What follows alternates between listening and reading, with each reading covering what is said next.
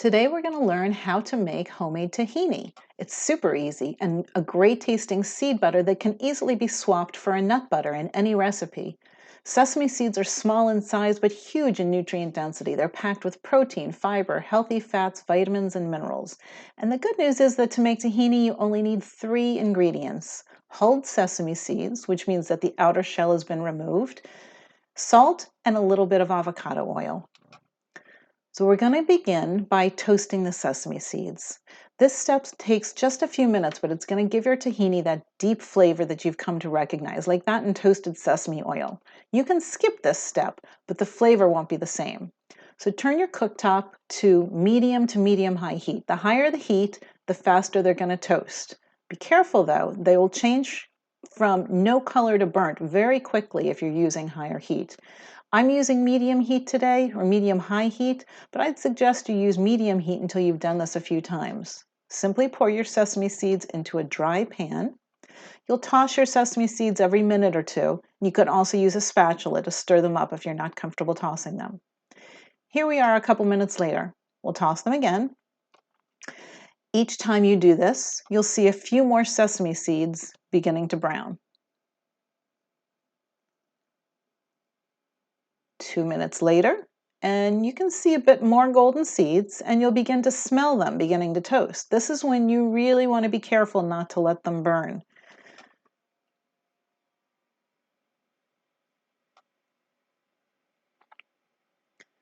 Just 1 more minute, and they are looking great.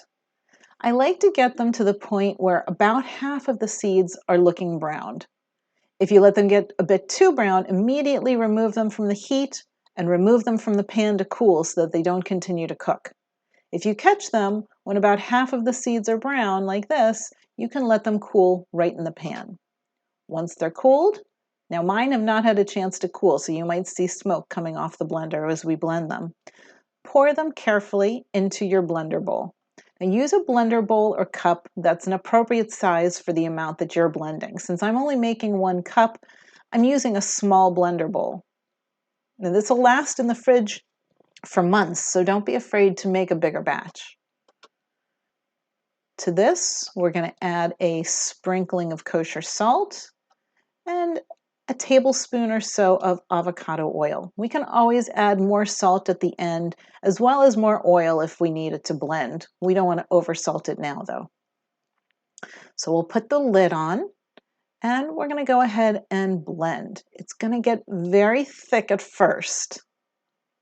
Now, if you keep blending, the seeds are going to release more oils and it will thin out. You can also add a little bit more oil to help it along. I'm going to add more oil today since I don't want to heat the seeds up more than necessary, since I'm already beginning with warm seeds. Add just enough oil to allow the mixture to blend, and it'll continue to thin as the seeds give off more and more of their oils. So blend it for maybe 2 to 3 minutes or until it's very smooth. Now, I'm not blending it completely smooth today because, again, my seeds are already so hot. As with most everything, high heat can reduce the nutrients. So since I started with hot seeds, I'm just trying to limit my heat. Of course, you can stop and use a spatula to get anything off the sides that's not mixing in. And that's it. There's my smoke. Taste it to be sure the salt is right for you. You can also add a bit of honey if you prefer it sweeter.